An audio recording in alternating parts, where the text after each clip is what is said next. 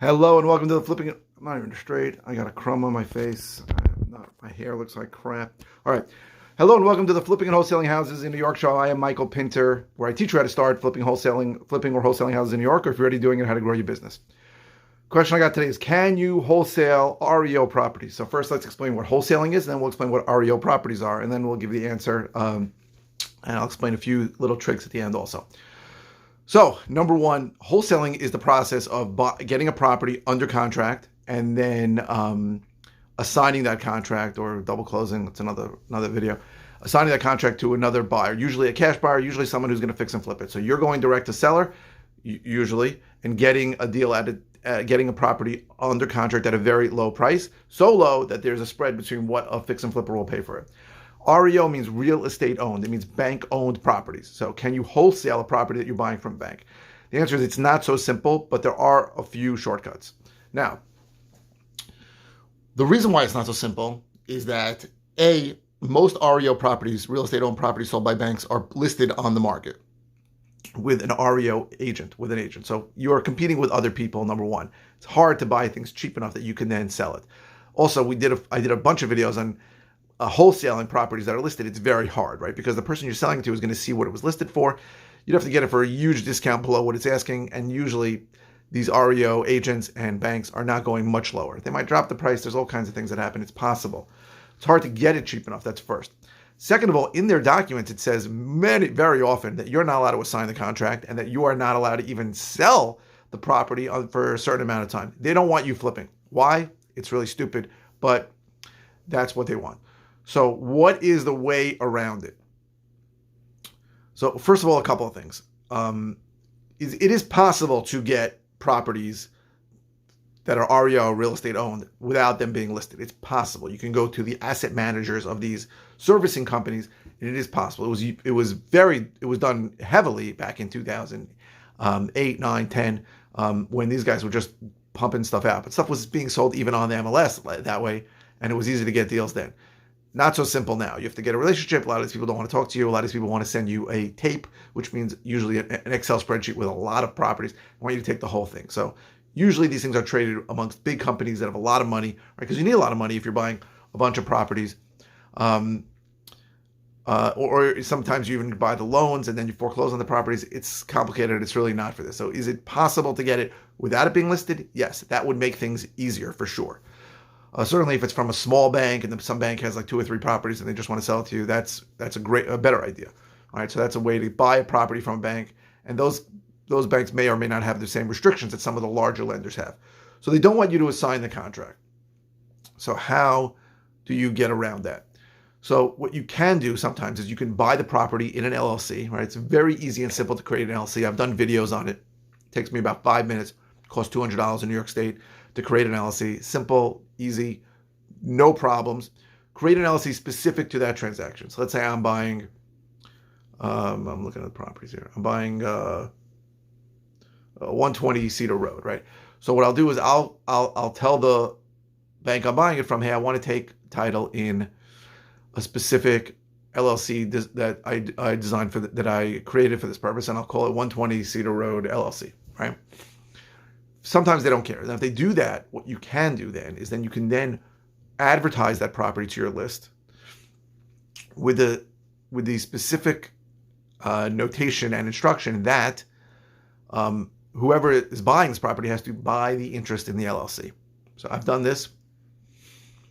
I would say it's a gray area, but it's usually not going to get in trouble. You're not really doing anything that wrong. You can sell the interests of the LLC at the closing. So I've done that. I've done that even on a short sale. So they'll tell you can't sell the property, and they won't let you assign the contract, but they can't control what you do with the interest in the LLC. So I'll create a new LLC. Now, the main concern that a lot of the buyers have in this case is that you're going to sell them some LLC that's got some pending litigation or some problem. So what I always do is I wait to create the LLC till very late. Now, sometimes the banks want to see the docs on the LLC, so they don't have to create it a little earlier. But if they don't care, then I'll create the LLC like the day before closing. So then the buyer and his attorney realize there's no baggage coming with this LLC. It's brand new. It's called the address LLC, the address of the property that they're buying. So there's no baggage with it, and many of them are okay. Some of them don't know what the hell you're talking about. Some of their attorneys don't know anything, and it becomes a problem. So it is a barrier because somebody who's unsophisticated is not going to understand how this works. People that are sophisticated do this very often, and it's not a big deal. So that's the way that you can sort of wholesale an REO property, or it's another way to wholesale any property really, where the seller won't allow you to assign it. I've done that a few times. Seller will not allow to sign it. I'll just sell the LLC at the closing table now. But again, you have to be upfront about that if you're putting this out to a list of buyers, because I'm telling you, even some sophisticated buyers don't understand it, heard that it's bad, don't know what it is, think that there's some kind of shenanigans going on. There are no shenanigans going on. I'm simply buying the property in an entity, and I'm selling you the entity. You're going to own it when we're done. Just like if you created the entity and bought the property in it. So that is sort of a way around wholesaling REO properties. But there are challenges when dealing with REO properties. So again, let me tell you what, 99% of the REO properties that you're going to have access to are going to be either listed on the MLS, on the multiple listing service, by an REO agent, by an agent that deals with banks. Catch my breath. Or they're going to show up on an auction site. So Hubzu, Xome, that's XOME, auction.com, Hudson and Marshall. Those are some of the auction sites that show up a lot. Those guys make it very hard also to do what I said. Some of them allow you to buy an LLC, and let me tell you something. Don't think that this is a free pass from the lender. The lender may not let you buy it in a new LLC, right? If you're showing proof of funds from your main LLC, they may say, no, we're not letting you do it. So you need approval from the lender to buy it in a specific purpose LLC or in a newly created LLC, and you need permission from the buyer's attorney that understands what selling the interest in the LLC mean. So this is not a gimme, right? This is not going to always happen. If you're in general, right? If you are in a situation where you can't assign a contract, you need to be able to close, right? That's one of the advantages of being somebody that can, in general, the difference between good wholesalers and bad wholesalers is good wholesalers have the ability to close. So I know I can close. So if any complication comes up, I know I can close anyway. If you're a wholesaler who can't close, then you need to really partner up with somebody like me, or partner up with somebody who's got cash, because trust me, I know the feeling of being stuck in the middle where the seller's demanding something and the buyer screws you over. And if you can't just close that deal and say F you to the buyer, you're in a much, much weaker position. And it's a bad position to be in. I've been in it several times. I was in it last week. I got out of it. It was tough. I had to hold all my money in escrow and deal with a couple of things because of miscommunication, misunderstanding. So, sorry. So it's important to know there are people like me who you can partner up with in any situation. So I have no problem. And I have standard agreement with anybody who brings me a deal. If I wholesale it, it's a 50-50 split. If I have to close on it, it's 60-40 in my favor. That's it. And we sign an agreement per deal if you want. Well, I've had people who do multiple deals like that we don't sign agreements anymore because they trust me. I'm never going to screw anybody over or go around them to get a deal. So, I mean, I guess anybody would say that. So I guess you have to deal with me to understand that I'm a pretty honest guy. So that is how I would recommend wholesaling an REO property. Not an easy thing. It can be done, but again, you need a lender. You need the seller, because the seller is the lender, right? It's REO means it's bank-owned property. You need them to be flexible enough to let you create an LLC and close in it.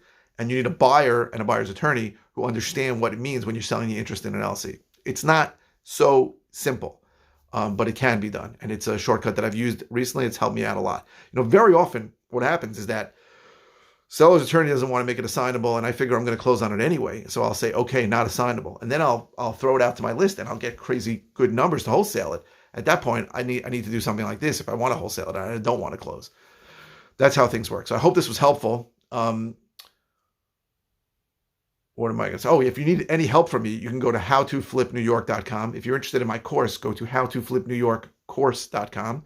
If you're interested in coaching, go to coaching.howtoflipnewyork.com. See a pattern? If you're watching on YouTube, please subscribe. If you're watching on any platform, please give me a thumbs up. The likes really help. Many more people have been seeing my videos because of the likes, and I really appreciate all the likes I've been getting. So thank you very much for that. What else? What did I say? What am I up to? Oh, keep the comments coming. So this came from a comment. Keep asking me questions, right? I love questions. I got to be honest. I go live 5 times a week. I don't always know what the hell I'm going to say. I need help. So comments help me. If it's a simple answer, I'll just reply with an answer. If it's a topic that I've covered maybe recently or in depth, I'll send you links to the videos on it. And if it's something that I haven't covered in a while, something new, I will do a video on it. So I really appreciate the comments. Keep the comments coming. Thank you very, very much for watching. I really appreciate it.